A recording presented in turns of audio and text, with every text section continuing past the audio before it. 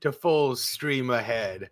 I'm your host, Mozz, Manzor, and with me, as always, is the lovely and talented Lilith Hellfire. Hey How are you, Lilith? guys! Are you ready for one last ride aboard the SS Full Stream Ahead for the season? For the season of Poker Face. Yes. One last ride for Poker Face. One last ride with Charlie Kale. I gotta say, I really dug this episode. It felt satisfying. I think I got everything I wanted. And the way it leaves you off, also brilliant. Absolutely freaking brilliant. Vicious cycle, but perfect. Yeah, because wasn't gonna end when you think about it, right? I didn't need anything more than that. Just that they gave you exactly what you want. They didn't care if it came off like, predictable or cheesy. No. That's exactly what I wanted. Thank you for giving it to me. That's exactly what I wanted. But I absolutely loved this episode, and I can't wait till next season. I love that it's set up just like I guess seasons of Kung Fu, right? Yeah, got to keep going from town to town. But anyway, this is episode 10 of Poker Face, The Hook, directed by Jimmy Bravo. Yeah. All right. So yeah, that's a good segue. Let's talk about the songs in this episode. So I noticed Bob Dylan and Blues Traveler. Okay. I what noticed Walk On by Neil Young and Lavender Blue by Sammy Turner. Ah. Okay, so like when he's sitting in the car, he sings the lyric to Hook by Blues Traveler. Yep. Right? And then at some point, I forget where it was, but there was Bob Dylan's Don't Think Twice, It's All Right. I think it was a cover of it. Yeah. But it's a really good cover too. All right, so it's been clearly they give you, it's like 2 months since she's been in the hospital. And I guess the way they go into like his what's his guy's name? Cliff. Oh, Cliff Psyche, played by Benjamin Pratt. Yeah. Yeah, he has been this close for so long. He is literally at his wit's end, and he is ready to be done with it.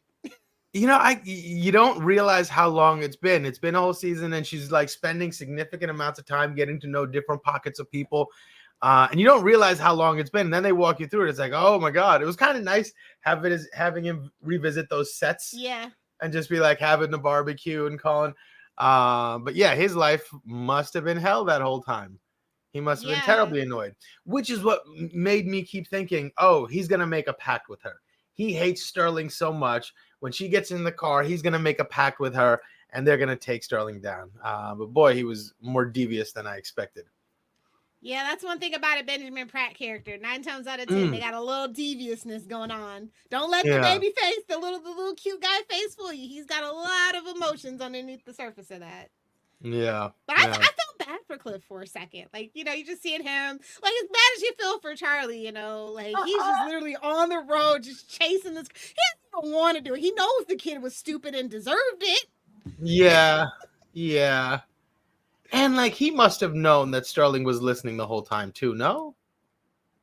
Well, that's kind of a point. It's like if you go back to say Ocean's 11, when you're in the casino business, somebody's always listening, right? Yeah. And that's kind of like the main crux of the episode too, right? Somebody's always listening. Yeah. He must have known. But it's so what I was thinking was interesting is like when they go into like what Cliff is planning. Right, like the way it's gonna go down. Well, actually, it's not really a fantasy. It really does happen. So, never mind. Yeah, because I'd fooled myself at first when she's back in the hotel room.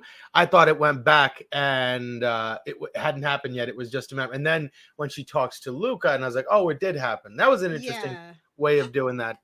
The best use of freaking what is Simon's Helberg? Like I didn't like him in Big Bang, but I like him here.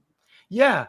I didn't like that show whole hog, but he's really likable in this character.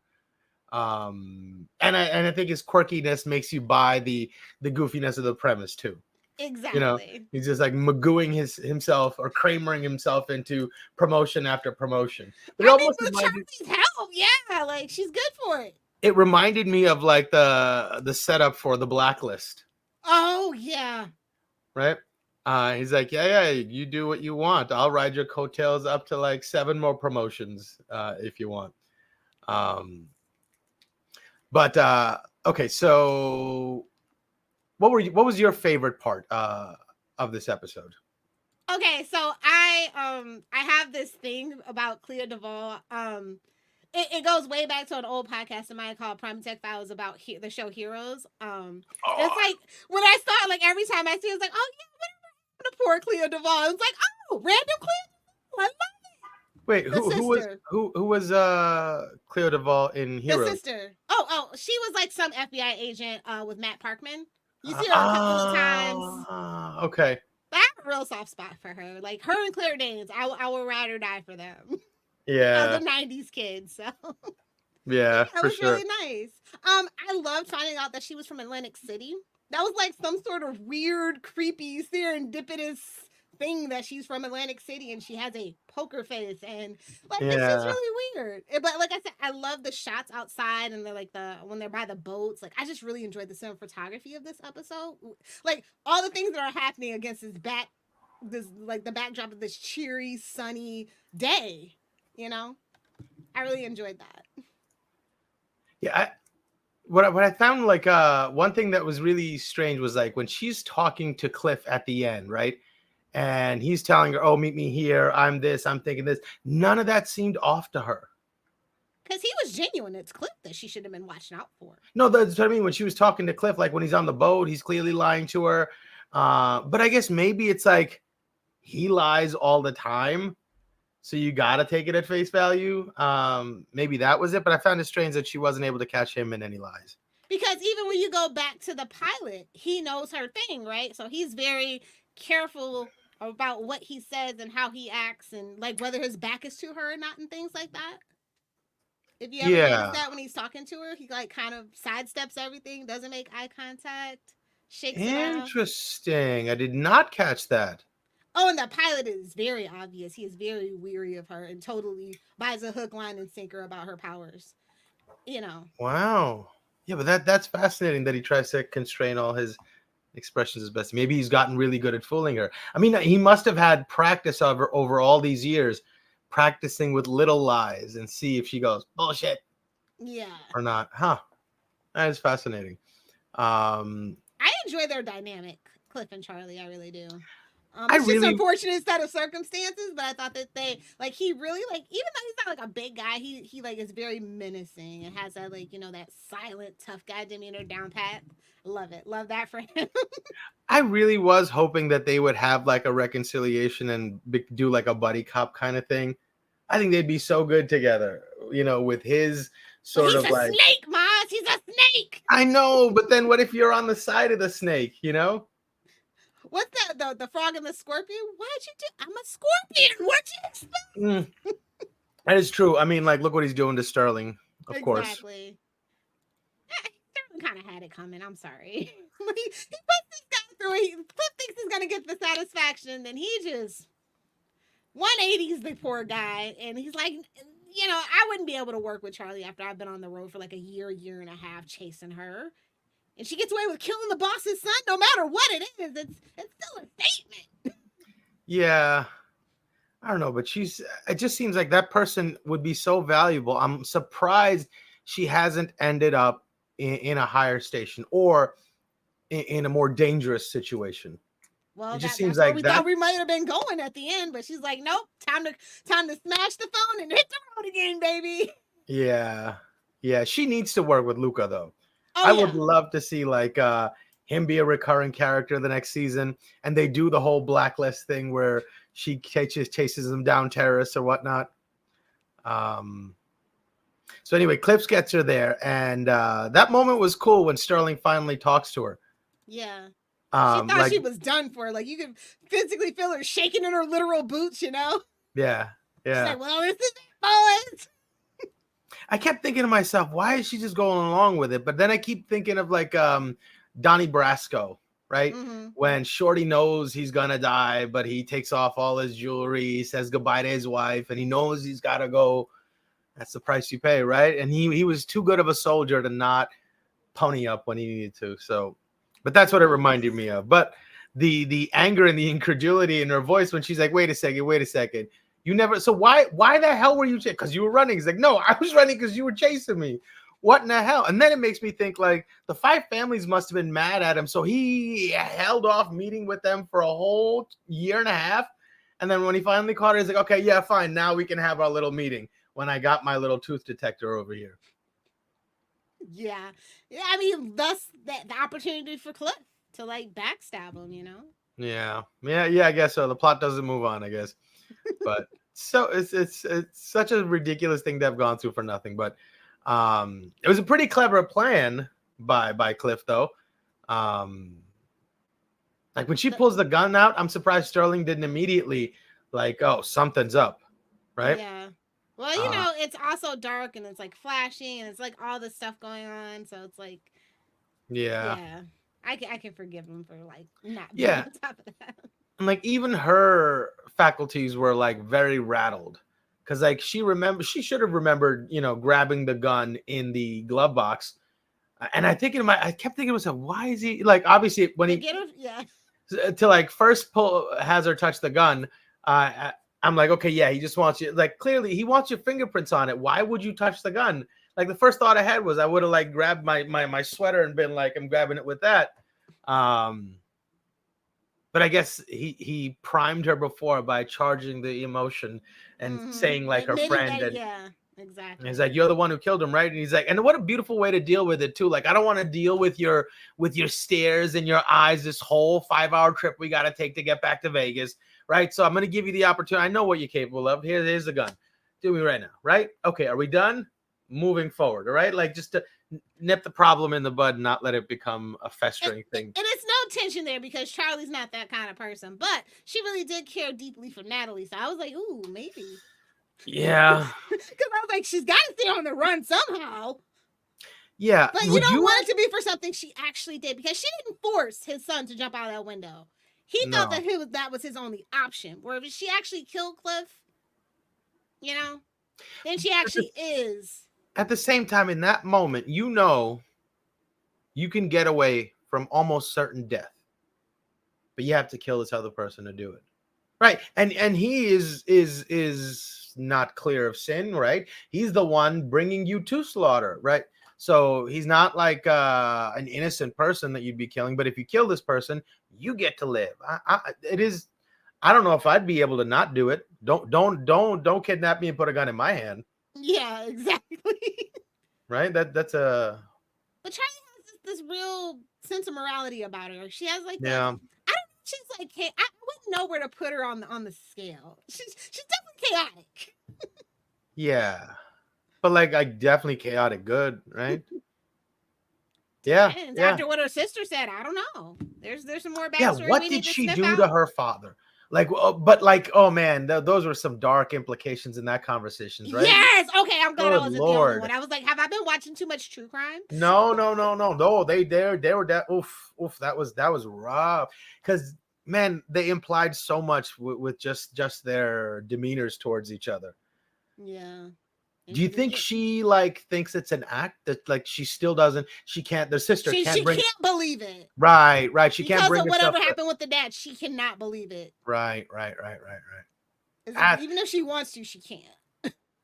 And then you throw that context on top of like I'm just showing up, crawling underneath your house, right? Like hadn't met her niece in forever. You know the whole thing. And the hair roller, like, yeah, it could not get worse. It could not get worse. I really didn't know where they were going, honestly. Once her sister like kind of turned her back and like kicked her out, I was like, where are we going? Yeah, who can you call? Start racking your brain for like people she met in earlier episodes. But like, what? I was really hoping the truck stop lady would come back. Man, that would have been next season. Coolest. I love that lady. She was the coolest. She was so badass. She's like, we're not gonna make out. Yeah. We're not gonna make out. Nah, she took no guff from nobody. Yeah. I would love to see her come back. Yeah, maybe that's the seed, and Charlie eventually like maybe like by the last season she saved up enough money to like have her own little truck and kind of as an homage to that lady, maybe. Yeah, I think she was definitely my yeah. If you had a favorite side character this season, who would it be? It's definitely Luca and the truck stop lady. Those are my two faves. Although my Luca. favorite villains are the two old ladies, Judith Lightning. Oh, they were awesome. Oh, They these were old awesome. ladies. I love Yeah. it. Those are Oh my man. favorite villains for sure. I think my favorite villain, I think the most devious and the most evil was the theater lady. Oh yeah. The theater lady was definitely like the scariest. I would not want to like lock horns with that lady. I mean, I wouldn't even know where she got me from, you know? I had no idea where the shot came from, but I'm done. I'm out. That lady was scary. Yeah, they really set the episode off though. Like after we kind of get that little bit of a recap, and then he shows up at the hospital, like your bills have been paid for. She's like, oh no. Yeah. Like obviously nobody's paying. If you live in America, nobody's paying your medical bills except for maybe GoFundMe. Right, especially if you're listed as a Jane Doe. Exactly. So it's just like, oh, you just see the look on her face, and she's Like, just all you could stay here for going 2 with them. months in a room by yourself with a TV. Who do you think you are? Where do you think you are? At the risk comparatively. Yeah. But so she runs, and then like I still find it weird that she still trusted Cliff. I mean, did she even have a choice though? She could have just kept it moving, you know? True. But she reached out to him, like, see that part, like, I guess again, it makes me think like there was so much happening that she was rattled that even sometimes like things that are staring at you in the face you don't notice because you're emotionally moved from center, I guess. Yeah, but I definitely didn't bet on Luca being the guy to come save her though, for sure. I was not betting on that one. Yeah, that was a nice little surprise. A bumbling idiot. So you're just like, oh, I hope he doesn't die. Yeah, like that's just what we need. Another one of her friends dying, and it's more guilt. And then we're in this vicious Spider-Man cycle of, with great power comes great responsibility. I must be alone. I can't make friends kind of thing. And I'm just like, I didn't need that. So I was pleasantly surprised about it. Well, so I thought the way that they caught Cliff, like the conversation was a little weak, didn't you think? Like I thought there would be something more interesting in how they caught him, or maybe explain it better. But they're just like, oh yeah, there was a tape. You were on. That's you, right? All right, we got you. And I was like, all right. What's the line? You know how they caught Al Capone, right? Tax evasion. It's one of those things. All right, fair enough. Yeah, but I thought that was kind of it weird. Was a little weak, but yeah. We have to wrap it in a bow to get to the next villain too, and he's kind of like that transitional bridge. So everything else was good though. But yeah, no. I mean, it was phenomenal, but I just thought that was weird. That and like so the hair roller ring that she got from the bridal party, it was soft, right? But she punches him with it, and it busts his eye. I was like, that was a little strange too. It must have been one from the 80s. They Maybe. don't make them like that anymore. Because at that moment I rewound. I was like, wait a second, what did I miss? What did she hit him with that she gashed his face open? Oh, you mean the soft rubber? Well, your face is pretty soft, and it's a lot of superficial bleeding too. Yeah, it always looks worse until you clean it off, all the blood off, and see what's actually going on with facial wounds. So I could buy it. I mean, he seems kind of vain, so it's kind of like my face, not my face. Wow. So I guess like the story is after the son died, they needed somebody else, and they've been trying to poach Cliff for a while, I imagine. And finally, he returned their email going, "Hey, let's have lunch." I guess that's how that went down. But first, my white whale. Yeah. Or no, the patsy. He would have let her go if he didn't need a patsy, I think. Yeah. I wonder what they would have done if they never caught her. Like how long he would have been like, okay, we got to end this now. Find some way to kill this guy so I can return. Cliff would have just had to done the dirty deed, and he would have had to take him on vacation. Couldn't have done it in Nevada, obviously. He would have to take him somewhere and do it himself, and he just wasn't in the mood for that.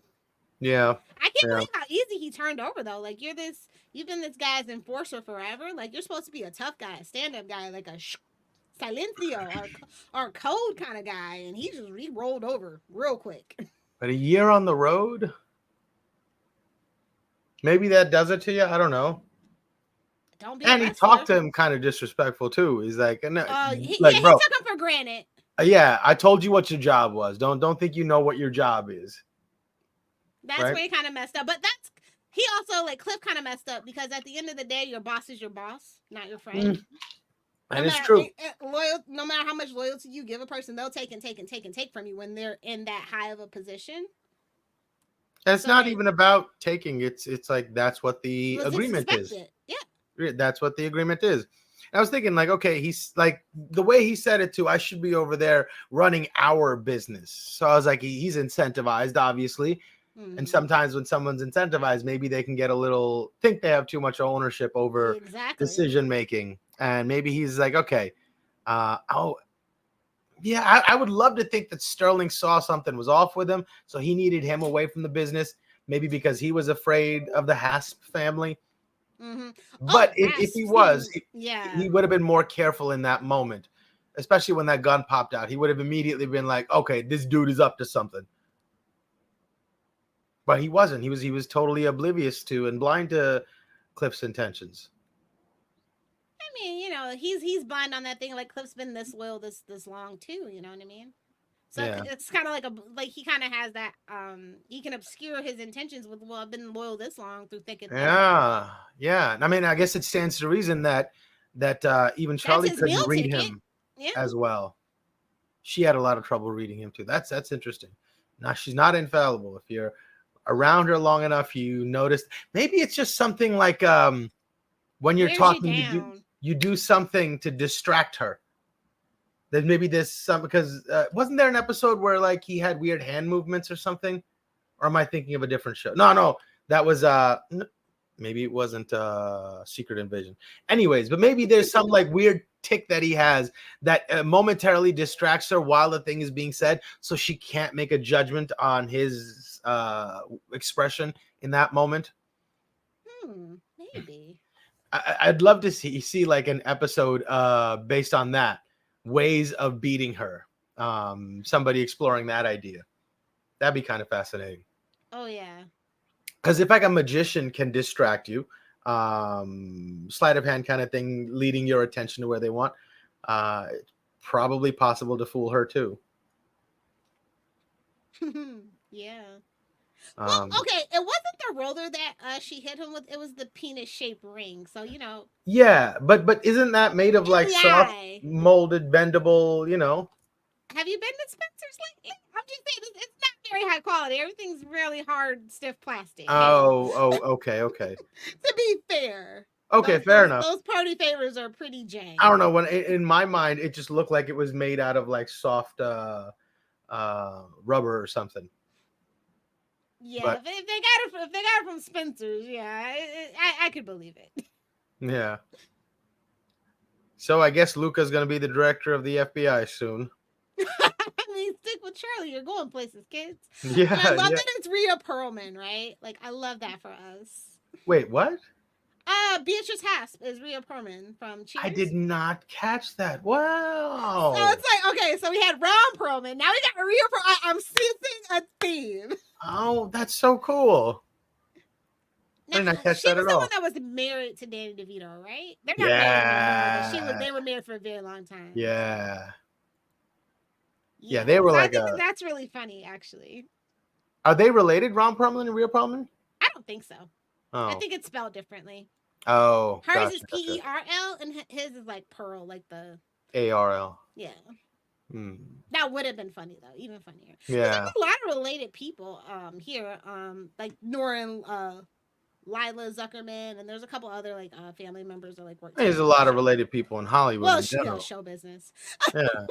I mean, it's hard not to, when you grow up around that, it's hard not to want to be a part of it. Yeah. So that's totally understandable. Definitely. I don't know. Like I didn't actually like all the musical choices. I felt like some of them kind of clashed against some of the like set pieces. Like how? I was like, oh, that's kind of a odd. Like sometimes when I notice the music, I'm like, oh, that makes perfect sense. But like when they use that what song was it? It was the Lavender Blue one. I was just like, okay, it's like an English folk song, like nursery rhyme kind of thing, and I was just like, Okay. Hmm. It's obscure. It's obscure. So I guess that's kind of Ryan's thing. Honestly, is to use a little obscurity in things sometimes. Yeah, I'm No, always kind of like, overall, a solid episode. yeah, no, Was this the and a great. longest episode? I felt like it was. I meant to look at it, but I forgot to. I was so engrossed in the show. But yeah, I thought it was a little bit long, but I thought it was a really, Not really that I good. noticed, but Huh. it was a lot that happened. Yeah. Like it went to multiple places where it could have ended bad. I But thought they were yeah, gonna leave us on a cliffhanger in true like on the road detective shows. yeah, but I'm glad it wasn't like a cliffhanger. It was just like, oh, I hope you're ready for more. Yeah, that Like was a that perfect kind of. send off. But Yeah. people have been knowing about the strike for a long time. Like I said, a lot of shows were already not planning to come back until 2025. They're like, you might not see it till 2026. And so Oh, good when you're God. in the business, you kind of just see things coming ahead. So it's kind of like, So, and plus it's streaming, so streaming doesn't have to be back that fall exactly. It can take, say, for like Atlanta 2-3 years to come back. yeah. So I I think that he mean, was very smart about how he ended it because he kind of saw things on the horizon. interesting. What's the latest on the strike? What's are we Oh, close I to haven't a even deal? checked today. I don't think they're anywhere near an agreement. Isn't somebody like Disney's literally trying to use AI right now to fly in the face of the strike or something like that? I don't know. Did you hear that news story where some studio head cut down all the trees on the sidewalk because he didn't want the protesters to have shade? Oh, it's giving why all plants in urban centers are male because they don't want the females to produce fruit to give free food to the poor people. Ooh, that is not a good look. That is so out of touch. Wow. That is so out of touch. Wow. I bet you he waters his lawn on the days he's not supposed to. He's that kind of person. Yeah, for sure. For sure. Man, it's wild. Yeah, there's so much I strike it looks like. How long do you think this will take to get settled? They're trying to drag it till the holiday time. They've outright said that. Oh, so it's definitely not happening anytime before then, I guess. Yeah, I don't think so, unfortunately. I wish they would just come to a resolution. Yeah. Cause yeah, it's getting bad. Like Disney, you need to not do anything else to make your stock drop. As a shareholder, I'm just like really annoyed with them right now. They're like their stock has dropped like I think it's like 42% or something this year. Great job, Bob Iger. Way to leave a legacy. And what about these rumors that Disney is going to sell Marvel to Apple? Yeah. Now they're gonna sell it kit and caboodle. I don't think the copyright law is gonna go in their favor either. Yeah, I think at the end of the year, the thing that they're hoping to happen is not gonna happen for them. Disney's in a bad spot, so they got all their I think California is thinking about doing what Florida did to them and taking away their special privileges and tax breaks and stuff too. Oh, so wow. If that happens. But yeah, I could see them selling the Apple. I mean, although I'm not gonna lie, like I'm the biggest Apple hater, but I am like too. Apple Plus TV, it is so good. Yeah, I shockingly good. I have to catch it. Like I got a subscription a little while ago, but I've yet to watch anything on it. Severance is good. What else is good? I like sci-fi. What a good sci-fi show. On there? Oh, The Foundation. Foundation. Wait, it's The Foundation on Apple Plus. It's one of those. I think it's The Foundation. I think so because there was a couple of trailers that I saw for like really cool looking sci-fi shows on Apple TV, and I've been meaning to check some of those out. I haven't yet. Yeah, it's Apple TV Plus.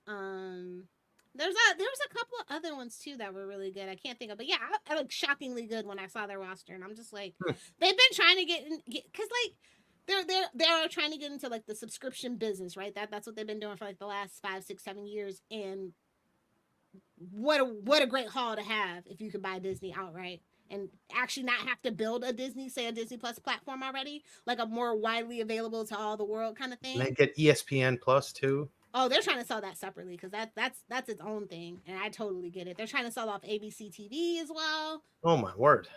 Yeah, it's bad. So it's just like, guys, like read the room, come together and let's like try to salvage this whole thing. Yeah, do you think the strike puts pressure on Disney to be able to Well, like I sell? said, they're trying to do AI stuff, like even though that's what they're literally striking about. So that puts a different spin on Secret Invasion having an AI created title sequence. That people hate it. Right, I didn't mind it. Maybe it's A because lot of people hated it. I know I saw it. Maybe that's why I didn't mind. I could do better in character AI in 20 minutes. That's all For I'm sure. saying. But there was something about the otherworldliness of it. Like when AI creates what it thinks of the world, it's always kind of off in some significant ways that like touch off your sensors of like this is The not uncanny human. valley, yeah. Right. I think maybe that was the point they were going for. I didn't contemplate that people were mad because AI made it and a person didn't. I didn't connect the dots then. But to me, I thought people just didn't like it because it was made by AI because they thought it was lazy. But I thought it was creepy and weird. So, like, the thing about, like, visual effects and, like, animation, the things that could potentially seriously be, like, kind of automated and taken over by AI are the jobs that are at the biggest risk. So, I definitely think that needs to be restructured. And the people that are left doing it, you know, that's why some of our stuff's so far behind since the pandemic. Like, people just quit. They couldn't take the pressure of it because they're getting paid less and less and less. And as the, you know, cost of living around the world goes up and up and up and up. And we're in a recession. And everybody's cutting, you know, so it's like you got to read the room. Yeah. Like people are like I've been on a Disney hate bandwagon like by myself for the longest time, and now everybody's kind of coming around, and it's just like, well, this might be too little, too late. You guys should have listened to me sooner. I'm like, yeah. You guys probably you'll catch. You gotta listen to the internet granny. She'll let you know. Yeah, I'll let you know. But yeah, so in Peacock. They've kept their head in the sand like they're an ostrich instead of a peacock. But they've got a couple of solid things, but only a couple. So I feel like they want this to resolve as fast as possible. Like a couple other studios, but then there's just like the big studios who take the big chunk. Like Marvel's not making those $1 billion movies anymore. Yeah. They've set their franchises in a place where it is not about the actor, it is about the character, and I think that was very specific and strategic, and it's a little scummy when you like try to think about it in retrospect. They're like they kind of saw this, and so they're trying to do this whole thing. So I have a lot of feelings about the studios. Like they just need to give the people the money. Give the people the money. They have it. All these tax breaks that they're making, they have it. I guess the studios are just like, we're insulated from the pandemic. We're insulated from the recession. We'll just keep taking and not giving. Like I feel like I'm glad for the success of the Barbie movie. Maybe not so much Oppenheimer, but like it kind of like because there's theaters, there's people that work in the theater, so I don't want them to go like because they just went through the whole pandemic thing. So like there's like right, the theater by my house just closed down. So it's like, you can't be for one without the other. So it's kind of like, I want the movies to succeed and thrive, but I want everybody to succeed and thrive, not just the studio execs. Yeah. And so like, I want to support the studios that seem like they actually are being held back behind the other like big 3 to 5 like studios. They're like, no, we're not giving in. We're going to wait till they're poor and they can't pay their rent. Oh.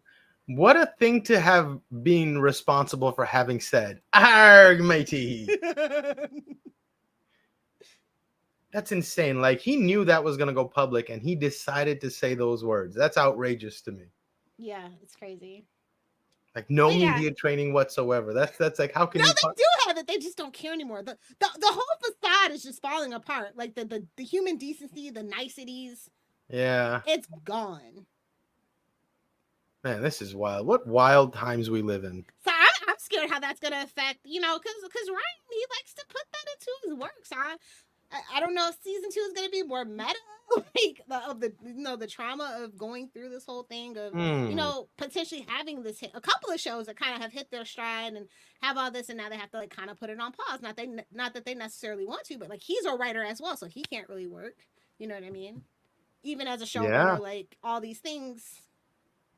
So yeah, I'm curious to see how. And I hear they had to wrap Deadpool up all fast, like, and who knows if we're getting the best product now because we're not, because Ryan Reynolds and Hugh Jackman were not allowed to ad lib because they were writers and executive producers on it, so they had to read the script as is. Jeez, Lou. So I mean, not, like literally, I think he literally admitted 50% of Deadpool was his ad libs. Yeah. So that right there tells me Oh man, I love Ryan, and I'm gonna go see it whenever they release it. But I we hope all they kind of don't know. release it. I hope they go back and complete it at some other time. Get like a working product there, and then go reshoot and do a couple things, and maybe you can even By the time do it. this strike is up, like I said, it's not looking good for Disney. Their stock, their share price. I think the last time I looked, I don't even want to look anymore today, but I think the last time I looked, it was like $82. Good Lord. Down from like 200 and I think 23 was the high this year. So yeah, and then a couple other studios are like their stocks have dropped, but they're still not reading the room. So I'm very scared. I'm very scared about what's going on here. Man, I guess you got to buy your food and buckets. Get the get all preppered out. Well, I'm already there. I'll never run out of toilet paper again after the first time. Fool me once. Yeah. Shame on me. It can't happen a second time. Won't get fooled again. Exactly. But yeah, I really enjoyed this season. I thought this was a perfect capstone. Like, cause like it is an on the road kind of show, and like, oh, here's the next big bad. Like, we won't get to see her till the end of season 2. And I love that it's Rhea Perlman because she's just this little lady, but she's so feisty and fierce. So it's gonna be hilarious. Yeah, I'm looking forward to like the different locales they'll take us to, because now I'm assuming they're gonna have a bigger budget, gonna have better cinema, and they already had phenomenal cinematography. Like I love that we got to like showcase like these wonderful places and shoot them in beautiful ways and really highlight what made these places awesome. So I'm like interested to see what locales they'll choose, having a bigger budget. And I hope nothing happens to the car. Nothing happens to the what? To the car. Oh yeah, her car is also a character that we love. Yeah. I wish she would have kept that crazy dog, the racist dog. Oh, we're not getting a dog. That was the only misstep of the season for me. Not getting a dog. Yeah, I really like, because he was just like a perfect mirror to her, in a way, like a scroungy little, miscreant. Survive anything. Yeah. That would have. I think I rescind my previous statement. I think that was my favorite secondary character this season, was the racist dog, who wasn't actually racist. I don't think. What was the what's that website? Does the dog die? Well, does the dog die? Yeah, that's an actual website where you can look up if in the movie if it has like a dog. Oh no! So, I don't want you to tell me they all didn't die in my book. That's the way. That's my headcanon, and I'm sticking to it. Except for Cujo. Cujo deserved it. Yeah. How dare you make a movie like that? That's a terrible, like, that's a mean thing to do, Mr. King. He was experimenting. Yeah, I guess. He was in a silly, goofy mood with that one. I guess. All right. So next, not sure what we'll be covering, but it might be I'm a Virgo on Prime. So look forward to that. But I'm super excited. I hope this whole thing clears out and we can get a second season as fast as possible. I hope Hugh Jackman is in 70 by the time the next Deadpool comes out. Well wishes to everybody. I don't know. You want to take us out? Yeah, absolutely. So thanks for joining us. You can find us on Twitter, or should I say X. More about that on Salty and Petty at FSA Podcast. You can email us CapesandLunatics@gmail.com. You can always leave a voicemail, 614-382-2727. That's 614-38-CAPES. And don't forget to check out our website at, what is it? It's coming. Hold on, give me a sec. tubespace.io/CapesandLunatics. I was just saying, you were waiting for that scroll. Say space tube for some reason, but it's tubespace.io, Capes and Lunatics Podcast Network, where you can get all the latest up-to-date videos. If you find us on Facebook, feel free to give us a like, subscribe, leave comments. We love comments.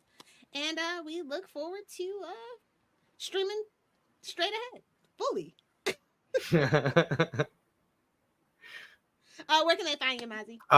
They can reach me at mozzmanzor@gmail.com or find me on Facebook under Mozz Manzor. That's MOZZMANZOOR.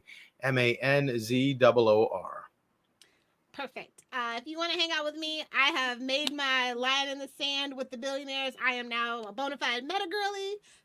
Friend me on Facebook, Lilith Hellfire. Find me on Instagram at Internet Granny. That's GRANNIE. And of course, the sister app Threads at the same locale. All right. Catch us next time. Arrgh.